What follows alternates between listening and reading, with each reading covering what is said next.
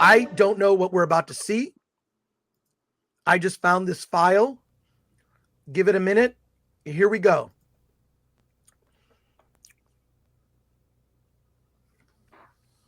It is playing. Let me adjust the volume here. Okay. Give it a minute. But yeah, the X Show was my first professional television experience. So I don't know. Gorey Details. Bigger, longer, uncut. Am I bragging? No, this is the title for the new R-rated South Park movie. Yes, we finally get to hear Kyle, Stan, and Cartman say things like pig and mother. The story ironically revolves around a movie within the film that prompts the children in the town to begin to swear. This leads to protests by the parents, which then leads to America declaring war on Canada. Oh yeah, and it's a musical. The funny thing is, this crude cartoon may end up being one of the smartest films of the summer. Eric, did you just say the F word? Did he say the S word? Young man, did you just say the Q word?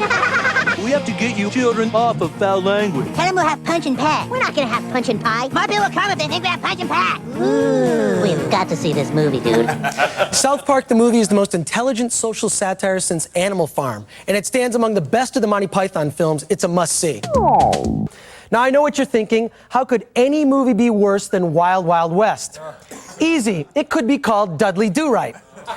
Sorry, Tingle, you suck. No, I'm not a snob like most critics, so I'm willing to admit that, like cheap beer, bad burgers, and amateur porn, I like Adam Sandler movies.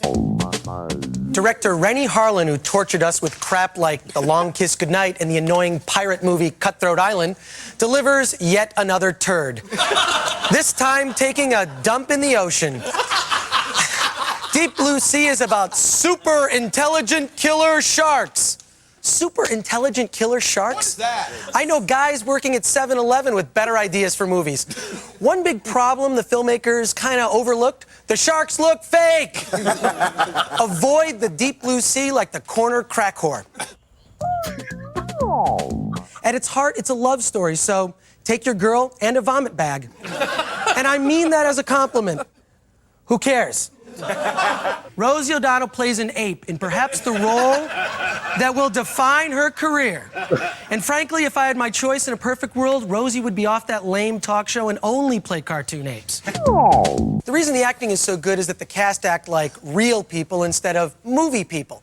What I like about the success of this movie is that it's like a giant middle finger aimed right at the big movie studios. This movie succeeds without a star cast, computer effects, or a budget in the tens of millions. Definitely see the Blair Witch Project at night. This film will do for the woods what Jaws did for the ocean. There's no way I'm going camping anytime soon. How much did I like this movie? I'll show you. Whoa! What are you doing? What does that tell you? This is one of the greatest films of all time. Just thinking about your mouth. He was thinking about her mouth. Her mouth. Yeah, right. Harrison, good one. I never have to see this movie again. Here's the scoop. Tom gets naked, but only shows the top of his crack. Nicole Kidman shows her boobs and butt, but no bush.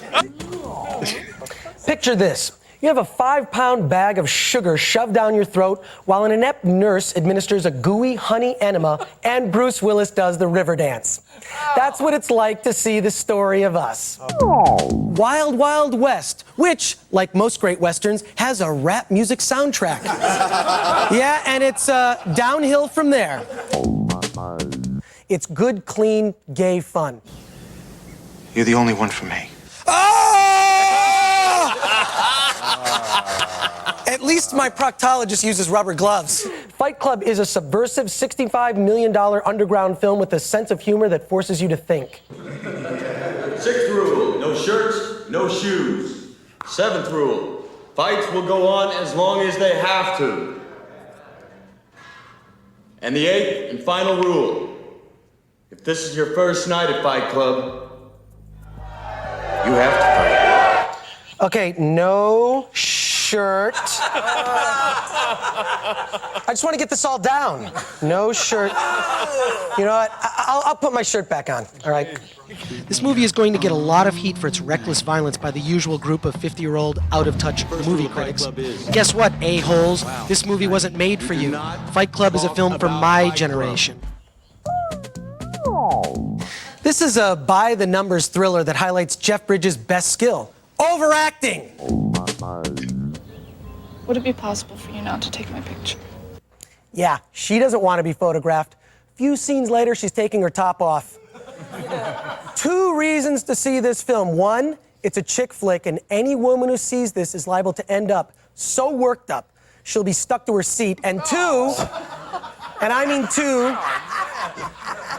Sarah Pauli's Canadian boobs. Gorey Details.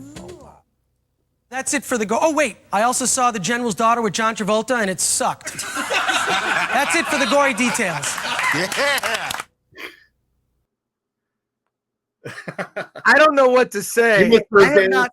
Okay, the X Show was the first show. This was, I think, 1999 or it was the late 90s. It was my first experience doing television.